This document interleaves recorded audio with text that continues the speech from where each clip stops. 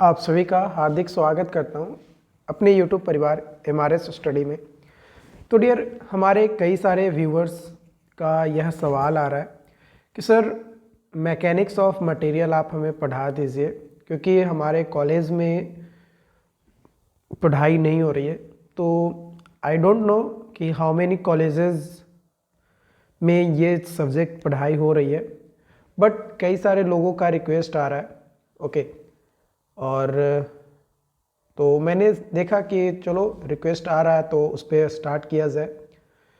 तो अगर आपके कॉलेज में भी अगर पढ़ाई नहीं हो रही है या फिर पढ़ाई हो रही है और प्रॉपर तरीके से समझ में नहीं आ रहा है, तो मैं ये तो नहीं कह पाऊँगा कि हाँ मैं जो बताऊँगा उससे आपको पूरा का पूरा समझ में आ जाए, बट मैं अपना 100% देने की कोशिश करूँगा। जितना हो सके मैं आपको समझाने की कोशिश करूँगा।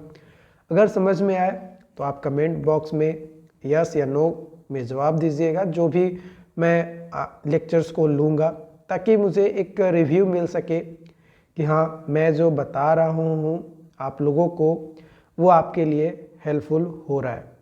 क्योंकि देखो डियर, अगर रिव्यू ही नहीं मिलेगा तो फिर मुझे पता कैसे चलेगा कि हाँ कितने लोगों ने मुझे मैसेज किया था और कितने लोग हमारी वीडियोस को देख रहे हैं। ओके, तो ये 5th सेमेस्टर का एक इम्पॉर्टेंट पेपर है और इसका क्रेडिट भी ठीक ठाक है। ओके, तो चलिए स्टार्ट करते हैं। सबसे पहले हम लोग देखते हैं सिलेबस, कि आखिर सिलेबस में कौन कौन से टॉपिक्स आपको पढ़ने हैं और कौन से टॉपिक्स आपके लिए यूज़फुल हैं, कौन से टॉपिक्स को ही आप कवर करेंगे तो आपका जो है मैकेनिक्स ऑफ मटेरियल आपका क्लियर हो जाएगा। ओके, चलिए पहले सिलेबस देखते हैं। तो मैकेनिक्स ऑफ मटेरियल जो है आपके सेमेस्टर एग्ज़ाम यानी आर्यभट्ट नॉलेज यूनिवर्सिटी की तरफ से जो एग्ज़ाम कंडक्ट करवाई जाती है एक्सटर्नली, इसमें 3 क्रेडिट का है ये आपका। इसमें फर्स्ट मॉड्यूल जो है उसमें आपको पढ़ने हैं डिफॉर्मेशन एंड स्ट्रेन, जिसमें सब टॉपिक्स कह सकते हैं finite deformation, infinite similar deformation, analysis of static determinate stress, stability of dam, retaining walls and chimneys, stress analysis of thick and compound cylinder. Second module में आपको पढ़ने हैं generalize state of stress strain, stress and strain tensor, yield criteria and theory of failure, Tresca, von Mises, Hill criteria, Haigh Westergaard stress space. Module 3 में आपको पढ़ने हैं momentum balance and stress covering, जिसमें force end moment transmitted by cylinders members, shear force and bending moment diagram, momentum balance, stress state and failure criteria। Module 4 में आपको पढ़ने हैं mechanics of deformable body, जिसमें force deformation relationship and static indeterminacy, uniaxial loading and material properties, trusses and their deformations, static determinate and indeterminate truss. Module 5 में आपको पढ़ने हैं force stress equilibrium, multiaxial stress strain.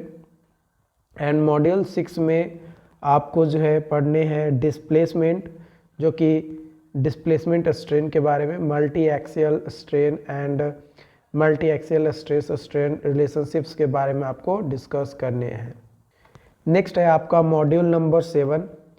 तो module number 7 जो है वो आपका है इलास्टिसिटी एंड इलास्टिसिटी बाउंड्स, जिसमें stress strain temperature relationship, thin walled pressure vessels, stress strain transformation and principal stress failure of materials. Module 8 में bending, stress strain deformation and torsion, जिसमें pure bending, moment curvature relationship, beam deflection, symmetry superposition, statically indeterminate beam, shear and torsion and twisting, thermoelasticity, energy method, variational method, strain energy, elastic, complementary and total strain energy, strain energy of axially loaded bar, beam in bending, shear and torsion, general energy theories, Castigliono's theorem, Maxwell-Battez reciprocal theorem, virtual work and unit load method for deflection, application to problem of beams and frames. Module 9 में structural stability, जिसमें stability of columns, Euler's formula, end condition and effective length factor, columns with eccentric and lateral load, plasticity and L design covering 1D plasticity and energy approach, plasticity models, limit analysis and L design। तो ये कुछ जो आपके syllabus हैं ये आपके दिए गए हैं। अब इस सिलेबस में मैं आपको मॉड्यूल वाइज यहाँ पे नहीं पढ़ाने वाला हूँ, मैं आपको टॉपिक वाइज पढ़ाऊँगा। क्या पढ़ाऊँगा? टॉपिक वाइज पढ़ाऊँगा, और हर एक टॉपिक जो है आपके लिए इम्पॉर्टेंट है। तो कोई भी एक वीडियो भी अगर आप मिस करते हैं तो हो सकता है कि आपका 2 से 3 टॉपिक गोल हो जाए। कई सारे वीडियोज़ आपको मिलेंगे जिसमें एक ही वीडियोज़ में कई सारे टॉपिक्स देखने को मिलेगा। कुछ वीडियोज़ ऐसे भी आपको मिलेंगे जिसमें 2 से 3 वीडियोज़ में एक टॉपिक जाएगा। तो मैं आपको एज पर जिस तरीके से क्वेश्चंस आपके एग्ज़ाम में पूछे जाते हैं उस पैटर्न पे मैं टॉपिक्स को कवर करूँगा। ठीक है, तो चलिए मैं सबसे पहले आपको क्वेश्चन दिखा देता हूँ कि किस तरीके से क्वेश्चंस आपको पूछे जाते हैं। देखो क्वेश्चंस जो है यहाँ पे सबसे पहले प्रॉपर्टी से रिलेटेड ऑब्जेक्टिव टाइप क्वेश्चंस पूछे जाते हैं, जो कि बेहद ही यूज़फुल और कर सकते हैं सिंपल क्वेश्चंस आपका होता है, जिसमें से कुछ ही क्वेश्चन तो आपको बनाने ही रहते हैं, है ना। 14 क्वेश्चन पूछे जाते हैं जिसमें से 7 क्वेश्चन आपको बनाने रहते हैं। ओके, फिर आपको जो है प्रिंसिपल प्लेन इस तरीके से क्वेश्चन पूछा जाता है, एंड बेंडिंग और आपका जो है फोर्स, ये सभी चीज़ें आपको जो है निकालनी होती है, इलर्स फार्मूला, इफेक्टिव लेंथ। तो इन सभी टॉपिक्स को मैं 1 बाय 1 डिस्कस करूँगा और देखेंगे कि कैसे बनेगा क्वेश्चंस। ओके, तो हर एक टॉपिक्स आपके लिए इम्पॉर्टेंट्स है। तो चलिए स्टार्ट करते हैं मॉम के पहले लेक्चर्स के साथ हम लोग। ओके, तो सबसे पहले मैकेनिक्स ऑफ मटेरियल में हम लोग प्रॉपर्टीज़ देखेंगे मटेरियल्स का। ओके, और उस मटेरियल्स के प्रॉपर्टीज़ में सबसे पहला टर्म आता है importance of mild steel. Mild steel का क्या इम्पॉर्टेंस है उसके बारे में। तो it has very high ductility, इसका जो माइल्ड स्टील है उसका डक्टिलिटी प्रॉपर्टीज़ जो है वो ज़्यादा हाई होता है। The Young modulus is equal to tension as well as compression, यानी जो यंग्स मॉडुलस का जो वैल्यू होता है माइल्ड स्टील का, टेंशन में और कंप्रेशन में दोनों में ही लगभग सेम होता है। It has approx equally strong in tension and compression, equally strong होता है टेंशन एंड कंप्रेशन में, जो कि अगर हम लोग बात करें कि कितना स्ट्रेस होगा हमारा टेंशन में, तो वो आ जाएगा हमारा 250 मेगा पास्कल, एंड कंप्रेशन में बात किया जाए तो 263 मेगा पास्कल, यानी अप्रॉक्सीमेटली हमारा सेम है। The weldability of mild steel is good, जो मेल्डिएबिलिटी कैपेसिटी होता है वो भी हमारा सही होता है। The coefficient of thermal expansion of mild steel is comparable with concrete, जो माइल्ड स्टील होता है वो कंपेरेबल होता है हमारा, जैसा कि कंक्रीट का थर्मल एक्सपेंशन होता है उसी के कंपैरिजन में हमारा ठीक ठाक होता है। It has very less costly, और ये ज़्यादा कॉस्टली भी नहीं होता है, जिसके कारण से हम लोग जो है इसका यूज हम लोग करते हैं। Tension test for mild steel के बारे में बात किया जाए तो वो किया जाता है यूटीएम पे। किस पे? यूटीएम पे। यूटीएम का बात किया जाए तो उसका जो डायमीटर होता है, मान लो डी नोट है, एक सिलेंडर है और लेंथ है L naught, so D naught by L naught by D naught equal to 4, ये आप याद रखिएगा। अब हम लोग इसके स्ट्रेस स्ट्रेन ग्राफ्स के बारे में बात किया जाए तो देखिए स्ट्रेस स्ट्रेन ग्राफ आपके लिए बेहद इंपॉर्टेंट रोल निभाता है। ओके, देखो आपको मैं डायरेक्टली यहाँ से इसलिए स्टार्ट किया हूँ क्योंकि आप लोग ऑलरेडी सॉम पढ़ चुके होंगे, मैं उम्मीद करता हूँ। तो सॉम में आप पढ़े होंगे स्ट्रेस क्या होता है, स्ट्रेन क्या होता है ना। तो इसलिए मैं उसे स्टार्ट नहीं किया, स्ट्रेस क्या होता है, स्ट्रेन क्या होता है, और ये कर्व भी आप पढ़े होंगे, बट फिर भी मैं यहाँ पे थोड़ा बता देता हूँ स्ट्रेस स्ट्रेन कर्व क्या होता है। ओके, तो आप देखे होंगे कि जो यंग्स मॉडुलस है वो up to elasticity elastic limit तक वैलिड होता है, उसके बाद प्रोपोर्शनल लिमिट तक हमारा जाता है ना। हम लोग नॉर्मली जब आप पढ़े होंगे स्टार्टिंग में सॉम में तो देखे होंगे कि इलास्टिक लिमिट तक वैलिड रहता है, स्ट्रेट जाता है, उसके बाद फिर वो कर्व होने लगता है। बट जब आप और आगे आए तो आप देखें कि लिमिट ऑफ प्रोपोर्शनलिटी तक ही स्ट्रेट रहा, उसके बाद फिर धीरे धीरे मुड़ना स्टार्ट हो जाता है। तो स्ट्रेस जो है वो वाई एक्सिस पे है और स्ट्रेन जो है एक्स एक्सिस पे है। अब जब हमारा स्टील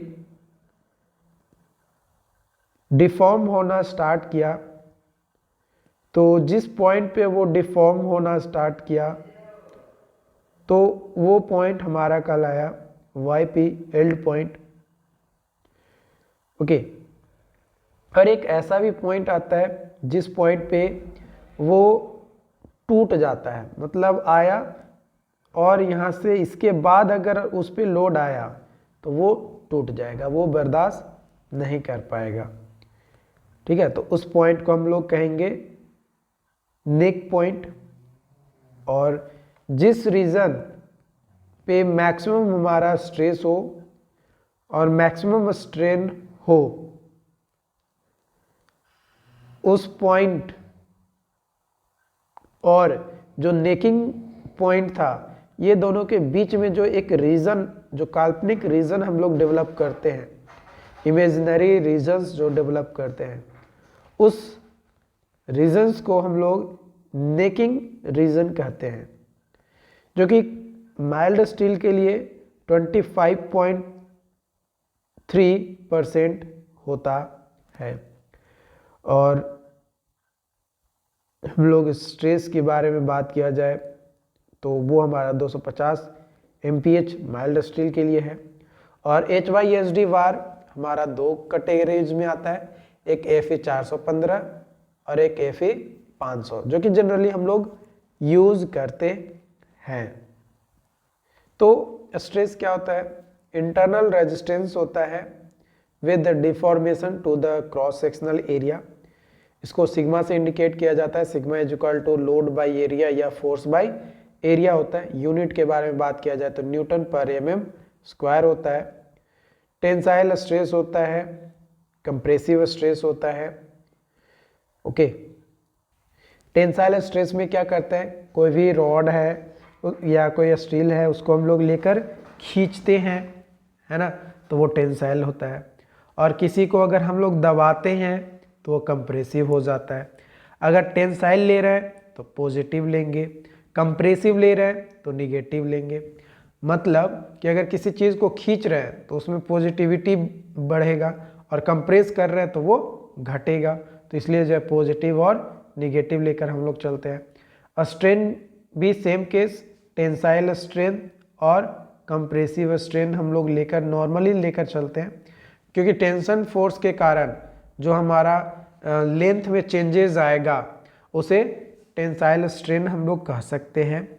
और कंप्रेसिव फोर्स के कारण जो हमारा लेंथ में चेंजेस देखने को मिलेगा बॉडी का, उसको हम लोग कंप्रेसिव स्ट्रेन कह सकते हैं। ओके, दोनों ही केस में जो स्ट्रेन का फॉर्मूलाज होगा change in length by actual length या ओरिजिनल लेंथ ही हमारा होगा। डक्टिलिटी क्या है? एक तरीके का प्रॉपर्टीज है मटेरियल में जो कि बताता है कि कोई बॉडी कितना स्ट्रेच हो रहा है ना, उसको स्ट्रेच करके हम लोग थिन वायर में कितना ज़्यादा से ज़्यादा कर सकते हैं। If plastic strain is more than 5%, जो प्लास्टिक स्ट्रेन होता है वो 5% से ज़्यादा होता है। Large deformation is shown before the failure and failure is not sudden. कोई भी स्टील में अगर इलास्टिसिटी प्रॉपर्टीज है कोई भी मटेरियल्स का, तो उसका फेल्यूर डायरेक्टली नहीं होता है। जैसे आप कंक्रीट के बारे में पढ़े होंगे आरसीसी में कि कंक्रीट जो है वो हेट्रोजीनियस मिक्सचर्स होते हैं और हर किसी का अलग अलग क्राइटेरियाज होता है, बट उसे हम लोग यूनिफॉर्म मानकर चलते हैं।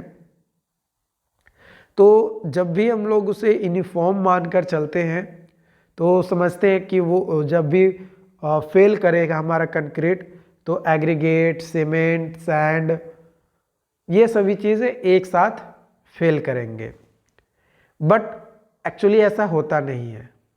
ठीक है, फिर भी हम लोग मान कर चलते हैं, एक एजम्पशंस हम लोग लेकर चलते हैं, क्योंकि मानना हमारा जन्म सिद्ध अधिकार है। मानने को तो कुछ भी मान सकते हैं, बट ये हम लोग पढ़े हैं। तो आप देखे होंगे या टीचर आपको बताए होंगे कि कंक्रीट सडन फेल होता है। आप अगर कंक्रीट का पूरा रूफ बना दो, उसमें स्टील डालो ही नहीं, तो पता चलेगा कि अगर छत गिर रहा है तो पूरा छत एक बैक गिर जाएगा। आप बाथरूम में बैठे हो, वहाँ पे बाथरूम कर रहे हो, टॉयलेट कर रहे हो और अचानक वो आपके माथा पे गिरा, आप हो जाओगे गोल, है ना, स्वर्ग सिधार जाओगे। बट अगर आपके घर में या छत पे रेनफोर्समेंट, जिसको स्टील हम लोग नॉर्मली कहते हैं या फिर कहते हैं ना रड लगा हुआ है या छर लगा हुआ है, छर्री लगा हुआ है, तो ये जो हमारा लगा हुआ है तो उसमें टेंशन है और वो धीरे धीरे डिफॉर्म होता है। क्यों? क्योंकि इसकी जो डक्टिलिटी प्रॉपर्टीज है वो हाई होता है। मतलब उस पर लोड लगता है, वो तिराता है, लोड लगता है, तिराता है, और एक ऐसा अल्टीमेट पॉइंट आता है जिसके बाद वो फेल होता है। तो वही चीज़ कहा गया है कि large deformation shown before failure. Failure होने से पहले एक बड़ा डिफॉर्मेशन देखने को मिलता है और ये फेल्यूर अचानक नहीं होता है। एक चीज़ आप लोग याद रखिए। Okay, brittleness, lack of ductility, failure sudden and without warning just after elastic limit. जबकि मैंने कंक्रीट के बारे में जैसा मैंने प्रॉपर्टीज बताया उस तरीके से कि अचानक गिरेगा आपके सर पे, आपका सर फूट जाएगा, आप स्वर्ग सिधार जाओगे। किस्मत अच्छा रहा तो आप बच भी सकते हो, बट चांसेस कम ही रहता है। It plastic strain is less than 5% then it is brittle material. जब किसी भी मटेरियल्स का प्लास्टिक स्ट्रेन 5% से कम है, इसका मतलब हम लोग यह कह सकते हैं कि वह मटेरियल ब्रिटल है। और अगर 5% से ज़्यादा प्लास्टिक स्ट्रेन है तो हम लोग कहेंगे कि वो मटेरियल हमारा डक्टाइल है। Design stress is taken as ultimate stress. Ultimate stress को एज ए डिज़ाइन स्ट्रेस हम लोग मानकर चलते हैं। एग्जाम्पल के तौर पे cast iron and concrete. Hardness, hardness जो है वो एक प्रॉपर्टीज़ है मटेरियल का जो रजिस्ट करता है स्ट्रेच को। यानी जब हम लोग फोर्स लगाकर, उस टेंशन फोर्स लगाकर उसको खींचते हैं तो जो उसमें स्ट्रेच आता है उस स्ट्रेच को ये क्या करता है, रजिस्ट करने का काम करता है। इसे हार्डनेस को हम लोग एट्रेशन भी कह सकते हैं। वो इसलिए क्योंकि जो स्ट्रेच आता है वही चीज़ हमारा एट्रेशन में भी आता है। ब्रिनेल्स हार्डनेस मेथड की मदद से हम लोग जो है मेज़र करते हैं कि भाई कोई भी मटेरियल हमारा कितना ज़्यादा हार्ड है। Malleability, it is the properties of material by virtue of which it is converted into thin sheet by forging process. Forging process से हम लोग जो है क्या करते हैं, मटेरियल को कन्वर्ट करते हैं पतले चादर में। किसमें, पतले चादर में हम लोग चेंज करते हैं। इलास्टिसिटी, ये भी प्रॉपर्टीज है मटेरियल का, जो कि यह बताता है कि अगर कोई बॉडी पे फोर्स लगा तो अपने शेप साइज को चेंज कर लेगा, बट जैसे ही उस पे से फोर्स हटेगा या लोड हटेगा वो अपने ओरिजिनल स्टेट में आ जाएगा। किस में आ जाएगा, ओरिजिनल स्टेट में आ जाएगा। तो उसे इलास्टिसिटी प्रॉपर्टीज कहते हैं। ओके, आप ये डायग्राम जो है नोट डाउन कर सकते हो।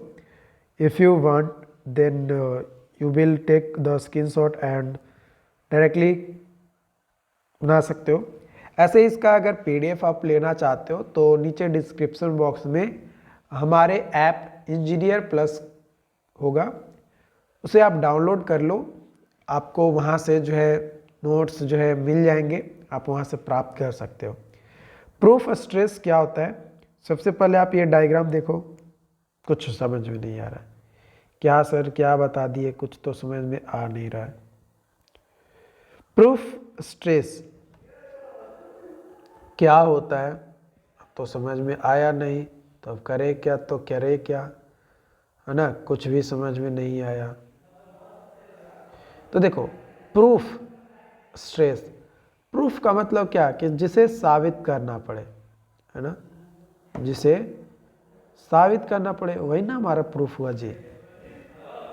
तो देखो, प्रूफ स्ट्रेस के बारे में अगर बात किया जाए तो वह स्ट्रेस जिस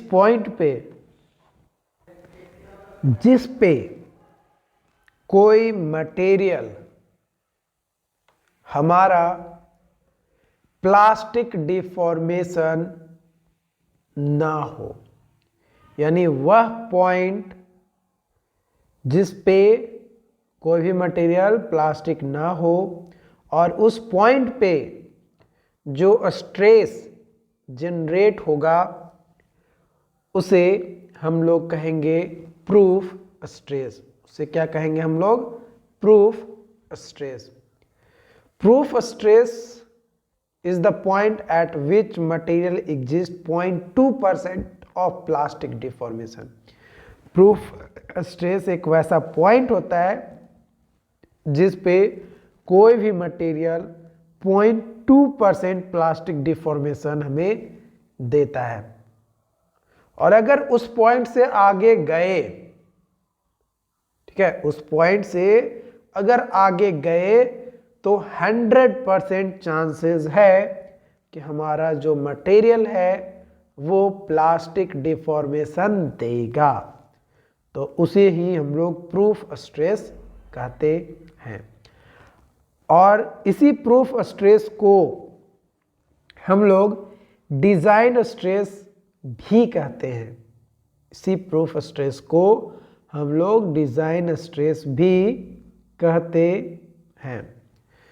प्रूफ स्ट्रेस का अगर हम लोग बात करें फॉर्मूलाज, या फिर कह सकते हैं कि 0.2% ही हम लोग क्यों लेकर चलते हैं, वो इसलिए लेकर चलते हैं ताकि ये इंडिकेट करता है कि भाई हमारा अब बॉडी आगे मत बढ़ो, फोर्स ज़्यादा मत लगाओ, नहीं तो वो प्रॉब्लम क्रिएट कर सकता है आपके लिए।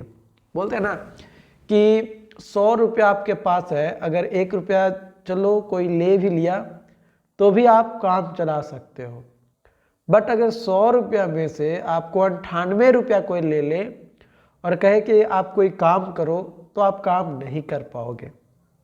वही चीज़ यहाँ पे भी है, कोई मटेरियल 0.2% प्लास्टिक है, चलो ठीक है, कोई दिक्कत नहीं, ना के बराबर है। बट अगर 98% अगर आपका आ जाए कि भाई आपका प्रूफ स्ट्रेस है, तो वो कैंसिल हो जाएगा, वो काम नहीं करेगा, वो गड़बड़ घोटाला वाला काम हो जाएगा हमारा। ठीक है, तो ये चीज़ें आप याद रखो। आई होप कि आज की सेशंस आप एंजॉय किए होंगे। अगर कोई और सवाल है, कोई भी कन्फ्यूज़न हो आपका, तो आप बेशक कमेंट कर सकते हो। मिलते हैं अगली वीडियो में।